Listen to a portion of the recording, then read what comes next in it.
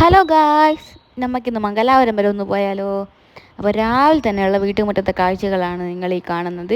ആ ഗേറ്റും തുറന്നു വരുന്നത് എൻ്റെ അച്ഛനാണ്. അച്ഛനെ പറ്റിയിട്ടും അമ്മേനെ പറ്റിയിട്ടും അച്ഛൻ്റെ ജോലിയെ പറ്റിയിട്ടൊക്കെ ഞാൻ വീഡിയോ ചെയ്യുന്നുണ്ട്. ഇപ്പം നമ്മൾ വടകര റെയിൽവേ സ്റ്റേഷനിലേക്കാണ് പോകുന്നത്. അവിടെ നിന്നാണ് ട്രെയിൻ കയറാൻ പോകുന്നത്. ഞാനും അമ്മയാണ് പോകുന്നത് ഇവിടുന്ന്. അങ്ങനെ നമ്മൾ പോകുന്നതാണ്.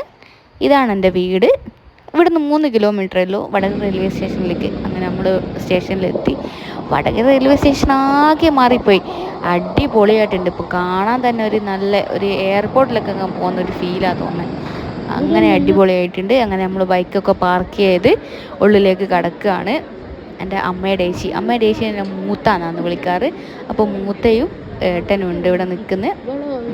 അപ്പോൾ ഞാൻ ഇങ്ങനെ വീഡിയോ എടുക്കുന്നുണ്ട്, അവർക്ക് എന്താണെന്ന് മനസ്സിലായില്ല. അപ്പം അമ്മ പറയുന്നത് യൂട്യൂബ് ചാനൽ തുടങ്ങിയിട്ടുണ്ട്. അങ്ങനെ 8:10 നമ്മൾ ട്രെയിൻ കുറച്ച് ഡിലേ ആയിരുന്നു. അങ്ങനെ കുറച്ച് അവിടെ നിന്ന് അവസാനം നമുക്ക് ട്രെയിൻ കയറി. ട്രെയിനിൽ കയറി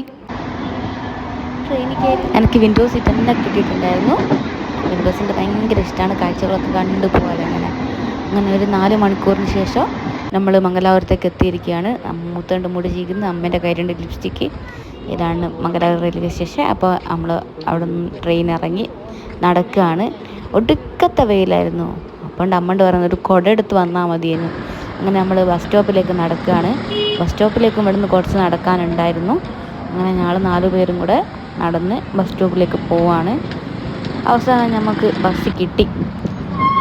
അമ്മയും മൂത്തയും മുമ്പിലത്തെ സീറ്റിലും ഞാനും ഏട്ടനും ബാക്കിലത്തെ സീറ്റിലാണ് ഇരുന്നത്.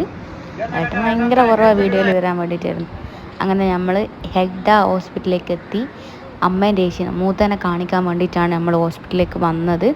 മൂത്തക്ക് 5 കൊല്ലം മുന്നേ ഒരു യൂട്രസ് സംബന്ധമായ ഒരു ഓപ്പറേഷൻ കഴിഞ്ഞിട്ടുണ്ടായിരുന്നു. അപ്പോൾ അത് വീണ്ടും കാണിക്കാൻ വേണ്ടിയിട്ടാണ് നമ്മൾ വന്നത്. ഈ ഹോസ്പിറ്റലിന് പ്രത്യേകത എന്ന് വെച്ചാൽ ചാരിറ്റി ബേസായിട്ട് പ്രവർത്തിക്കുന്ന ഒരു ഹോസ്പിറ്റലാണ്. അതുകൊണ്ട് നമുക്ക് കാണിക്കാൻ വേണ്ടിയിട്ട് അധികം പൈസയൊന്നും വേണ്ട. ആദ്യം കാണിച്ചവർക്കാണെങ്കിൽ ഒട്ടും പൈസ തന്നെ വേണ്ട.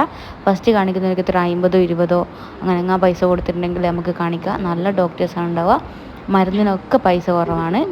ഈ ഹോസ്പിറ്റലിൽ സ്ഥാപിച്ച അദ്ദേഹത്തിൻ്റെ പ്രതിമയാണ് നമുക്ക് കാണാൻ സാധിക്കുന്നത്. അദ്ദേഹം നമ്മളെ നോക്കി ചിരിക്കുന്നതായിട്ട് നമുക്ക് കാണാം. അങ്ങനെ നമ്മൾ ഡോക്ടറെ കാണിക്കാൻ വേണ്ടി ഉള്ളിലേക്ക് പോവുകയാണ്. അങ്ങനെ കാണിക്കുകയൊക്കെ ചെയ്ത് വേഗം തന്നെ നമ്മൾ അവിടുന്ന് പുറത്തേക്ക് ഇറങ്ങി. കാരണം 2:30 നമ്മൾ ട്രെയിൻ വരുന്നത്. അങ്ങനെ ട്രെയിനിൽ കയറി. നല്ല തിരക്കായിരുന്നു ട്രെയിനിൽ. ആദ്യമൊന്നും സീറ്റൊന്നും കിട്ടിയിരുന്നില്ല.